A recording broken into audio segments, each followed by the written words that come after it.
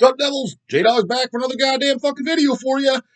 And today's video, we're going to go over the fucking questions, comments. We'll keep it to mostly questions, hopefully. On the, which one is this? The Brodequin fucking Gorgasm story time video. So it's been shit. Now the time I'm recording this, about a week old. I'm super fucking behind on goddamn video replies. Like I said before, it's a good thing. I'd rather too much than not enough. But as you guys saw, the fucking drama video a few days ago now, by the time you see this, that's been tying me up, and there might be fucking more videos to come out before or after this. So, yeah, not only have I been really busy with business, but busy with fucking behind-the-scenes bullshit-ass fucking drama that I don't want to fucking deal with. So, getting to the questions, I'm hoping this, today and tomorrow I can stockpile some videos because I'm, like, running out, and I need them fucking stockpile because, as you guys know, I post a fucking video for you every fucking day. So, if you ask questions and you're like, man, fuck, you didn't answer it or whatever, I will, guys, but I'm what, now a fucking week behind or so? But again, keep leaving them in there because I'd rather be way backed up with fucking 200 questions pending than fucking have nothing and be like, oh shit, sitting here with my dick in my hand, nothing to talk about, right? So that way you guys get the videos every fucking day. That way it's almost a guaranteed keep them coming. As long as I got the 20 minutes or whatever, record the fucking thing. So here the fuck we go. I need to stop babbling, goddammit. On that fucking video. Gorgasm Brodequin. From Life Eternal, goddammit. Comments and everything. I like the idea of you showing some of the stuff you picked up that isn't from HHR. It would also be cool if you did a highlights video from the HHR catalog. Yeah, not a bad idea. I never thought about that. Kind of did years ago with Reaper on Hellcast when it was just audio only. Years ago, it was me, Eric, and Chase, like favorite releases of the year and Hell's Headbangers. What was that, around 2013, 2014? Not a bad idea, though. I'd have to give that one some thought, though, on like what, and et cetera, like which ones I'd pick. And is it from day one Hell started, or is it just from like 2021 releases, or like is there a time frame, or just of all time? You know, I guess give me some ideas. I could think about it, though, yeah. Where the fuck did I leave off? Some stuff you got, not all of it.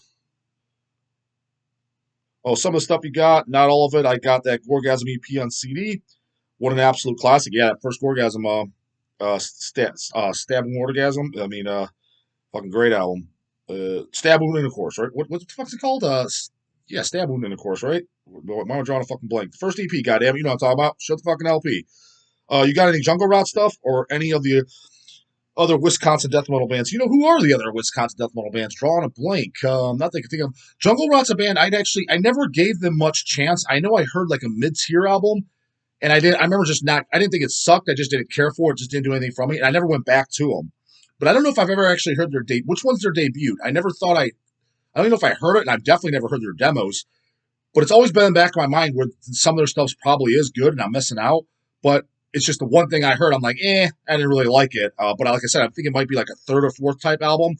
So that's, obviously that's not the fucking best gauge. That's like saying you heard Carcass Heartwork, which I do like that album, be like, Carcass and melodic metal, I don't like it, but you never heard Read the Putrefaction, judge them off that. So, well, I wouldn't judge the band off that fucking release. So that could be on me, my bad. But, yeah, the only one thing I heard by Jungle Rot, I don't remember what it was. Been a long time, 15 years ago, and I just never went back to them. And the other Wisconsin bands, it's kind of drawing a fucking blank. I know there is some underground ones I'm not thinking of, but I don't really think of Wisconsin too much. It's kind of like, when I think of Wisconsin, what pops in my mind is fucking just woods and fucking jungle cats.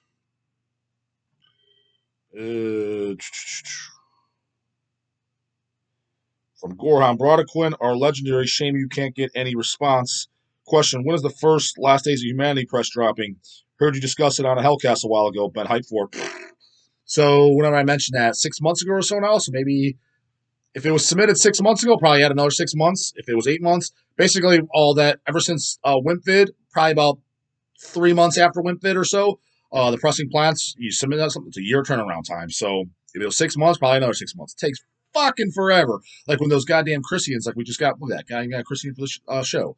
When we did the Christian vinyls that came out, it was literally submitted those a year ago. And it was like so bucks. I was so excited for them. And it was right around, WimpVid. And it's like, yeah, that'll be a year, brah. It's like, it's fucking crazy. But it's submitted, it's paid for.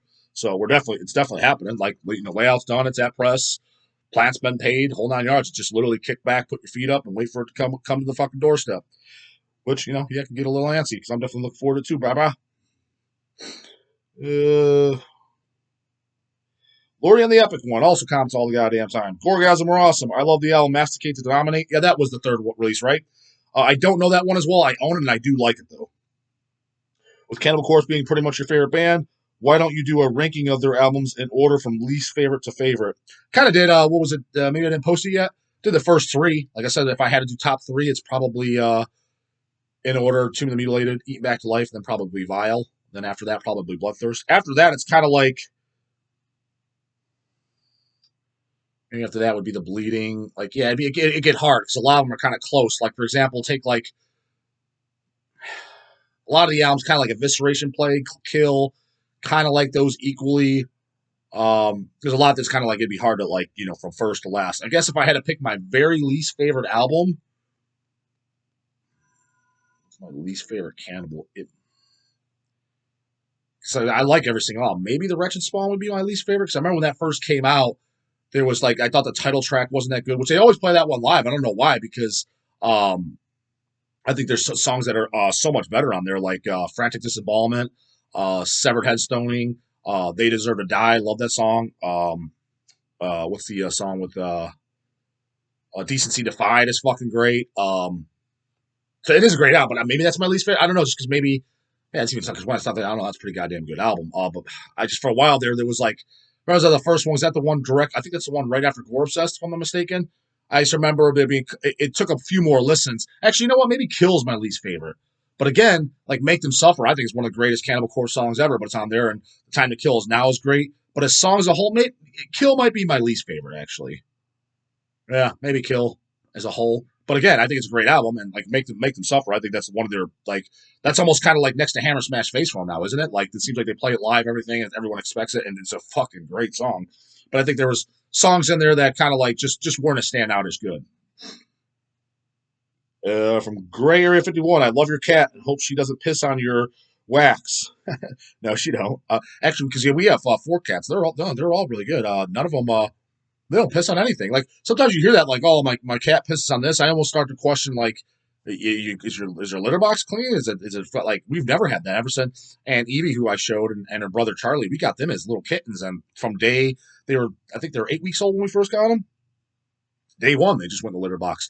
But my wife's, we have, like I said, 4 cats, and then so we have 2 big litter boxes, and my wife cleans them out every evening, so they're all fresh and clean. So maybe you got just a dirty crapper for them and they don't want to fucking go in it, so they're pissing in a corner. You know what I mean? It's like giving you a goddamn outhouse that's basically somebody did a goddamn helicopter in there and said, hey, use that, brah, brah. Maybe that's the question because, yeah, no, they've never peed on the floor or couch or anything. They're all really, really good, super friendly, want to hang out with us and don't piss or shit on anything. They definitely, because we don't declaw our cats or whatever, because a lot of stuff, like, they definitely claw up the couch and shit like that, like you see claw marks, but that's just materialistic shit. I don't care, guys. I could buy a new fucking couch. If it makes them happy, I don't give a fuck. Just the back, still sit on the goddamn thing. But they crap like that, some people might not like. But never piss on anything, no. Have you heard the new Broadicune yet?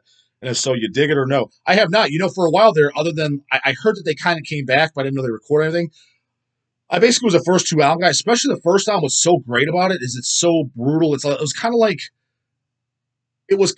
Devourment less than Decapitated, but honestly, I think it's kind of better because it was really raw. There wasn't, and it's funny because Devourment had, and don't get me wrong, I like Devourment less than Decapitated, but they always were kind of like full of shit in a sense because I used to have the shirt, just as you guys know, being a bodybuilder, shit grew out stuff. I started at a size medium, and now I wear a size 2X, 3X, so shirts I had to get rid of. But one of the shirts I owned back then, when the first time was the only thing they had, it was a logo shirt. It was a glow-in-the-dark logo shirt on the back that says the fastest, the sickest, the heaviest.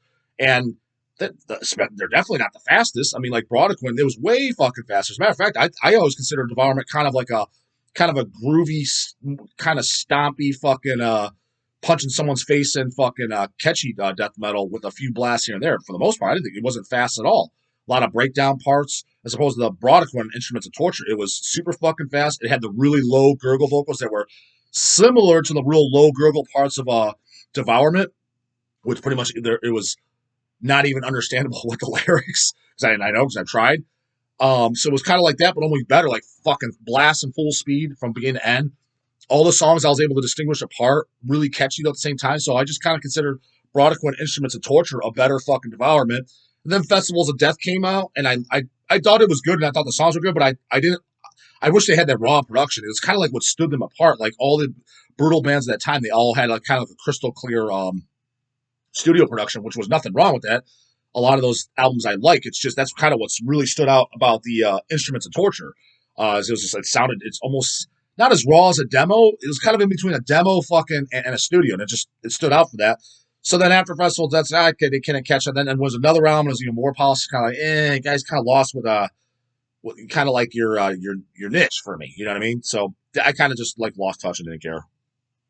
So no, haven't heard the new one. But if it came through the shop or something, I'd put it on. I wouldn't be against listening to it. Just hasn't come my way yet. But it's not that I'm going to search out and eagerly try to hear it. Because I'm going to assume I'm like, I need the first two albums. I'm good. I'm assuming that's what's going to be the conclusion. Could be wrong though.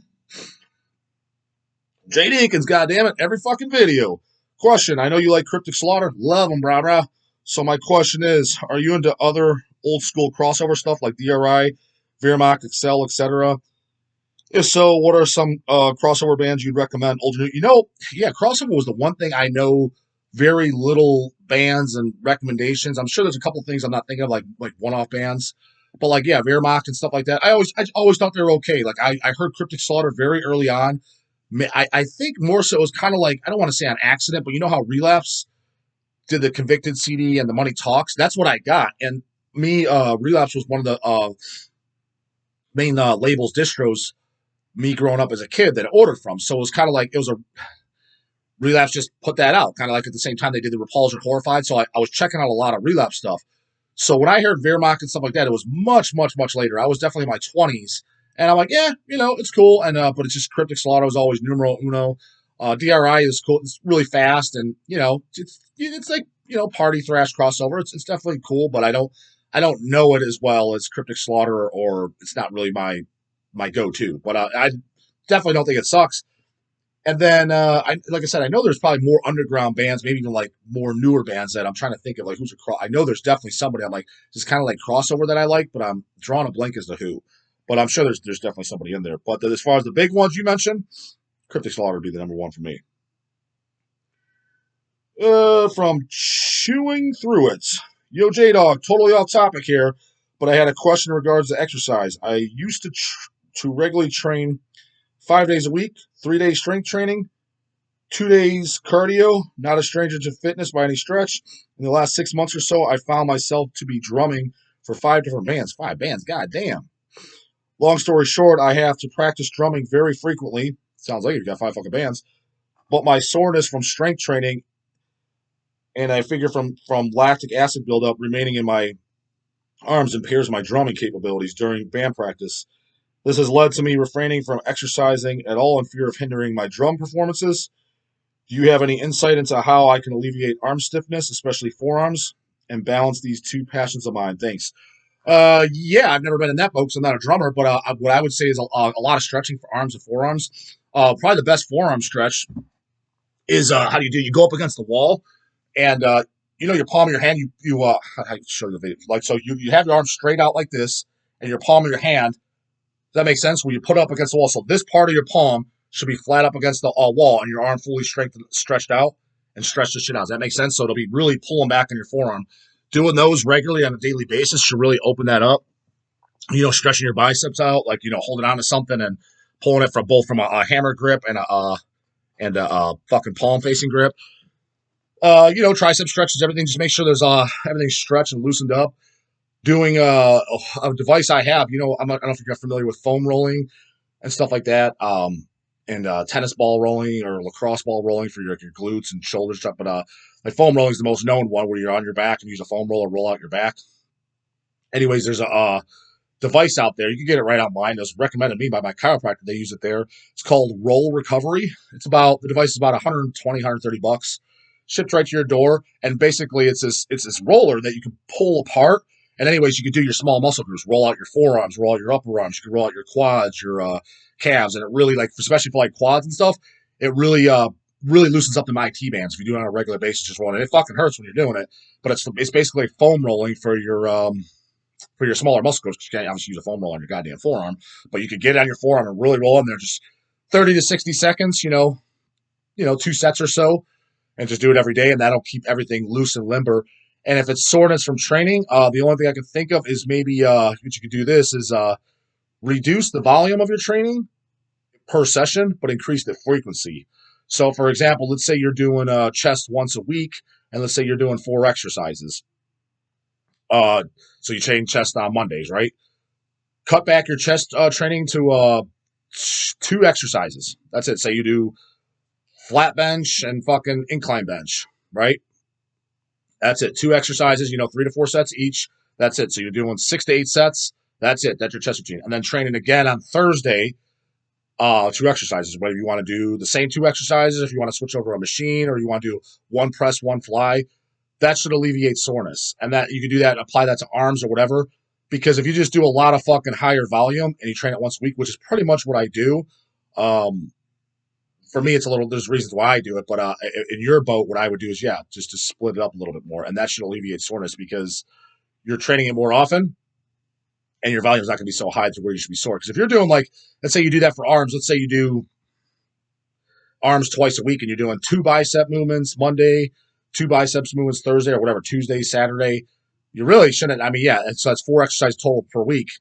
And as long as you're not doing anything fucking crazy, and if you're just doing, 10 to 15 reps per set, which is about where I like it for arms, 10 to 15. I generally don't like to go lower reps for arms. It just seems like a lot of strain on connective tissue. It really shouldn't be that fucking sore. So give that a shot. That's where I would start. Oh, and what'd you say for cardio? Cardio to me, the more you can do it, the better.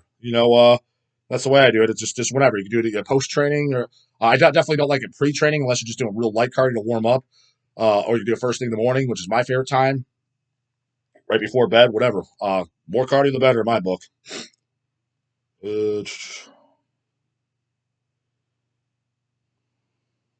Goddamn questions, some comments in here that really aren't anything special to read off that I think you guys would care about. This guy's got quite a bit of fucking comments though. This video, kind of surprised. From Supodef, love the music. Quick question though, do you have anything from Seraphic Decay? Oh yeah, for sure. Like a lot of the early 70s and shit. Yeah, I mean, I have a bunch. I mean, I could nothing I could show off the top of my head. I think it was mostly the 7 inches he did back in the 90s. Yeah, I definitely do, for sure. But that thing, I don't know, what was the full story? I heard that guy was ripping bands off, and then he fled the country. I don't even know who his name was. That was kind of before my time. Well, it was before my time, and I was alive, but I wasn't in the metal scene yet. So what if he was doing stuff 91, 92, 93, right around that area? I was still fucking, 7, 8 years old, So, yeah, that was so I just heard through the grapevine, stuff like that. He was ripping bands off. Tons of bands were pissed. They wanted to sue him, kill him, whatever. And then he fled the country. I don't know if that's true or not. It's kind of like a mysterious story that I'm actually kind of curious about. But yeah, I mean, I own records that he did. But as far as the falling out, I'm actually more kind of interested in what that fuck was all about.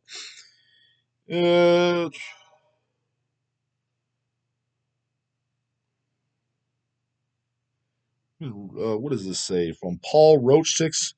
And while I'm at it, fuck, can someone officially release the early works of Deeds to Flesh? I think you mean Deeds of Flesh.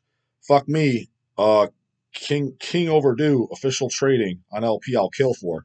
Yeah, like I talked about, I wanted to do them for years. Supposedly, Jacoby, again, if that's how you say his name, he replied to me, said that they're doing a box set. So I told him, so here's what I said to him. I said, I want to do the first 5 albums on 12-inch vinyl LP. And he replied, thanks, but no thanks. And by the way, it took him 2 years to reply and 5 emails.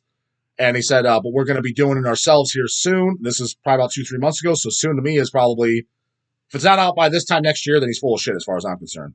Because if he sent it in today, it'd be out. You know what I mean? So, and he said soon, and that was months ago. So yeah, if it's not out this time next year, he's full of shit. He said he's doing a box set. Is it a box of the first 5 albums? Because that's what I asked about. Is it a box of the first 3? We'll see. Because I don't know of a Unique Leader doing too many fucking vinyl releases, if any, but not many at all if they did. And vinyl's pricey, Rob, on a 5 LP box set. Hope you got about fucking 40 grand in the front, because that's about what you're looking at. So I'll believe it when I see it. But yeah, I want to do it each individually. We'll see if it comes out. Way overdue. 100% agree. From Metal Musician 696, J-Dog, did you see the new Jackass movie in theaters yet? No, I haven't. I've never seen any of them. Those are movies just kind of didn't look interesting to me. It just seemed like a bunch of, I mean, I guess intention. Obviously, it's intention. Just guys doing dumb shit. Yeah, the one thing is, what was the from the early 2000s? I thought was cool. I saw the previews for the one the guy was wearing a Toxic Holocaust shirt. Thought that was cool. So next time I go to the movie theater, actually I'm recording. It just came out yesterday. That new Batman movie. I definitely want to see that.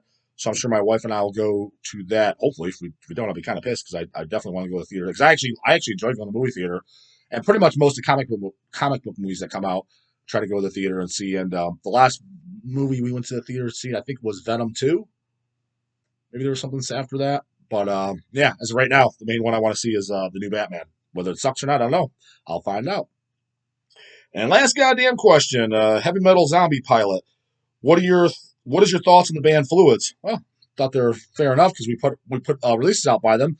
The Not Dark Yet CDLP and the Fluids of Death LP, and then I've got a few other things we're working with them on. I like them. It's total Mortician worship. I think that's really cool. It's just funny to hear a band that sounds very, very reminiscent to Mortician.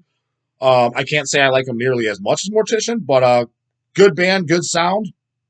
Glad to see something like that coming out. Some of the riffs I think are a little bit almost. You guys are almost like literally stealing Mortician riffs on a couple parts.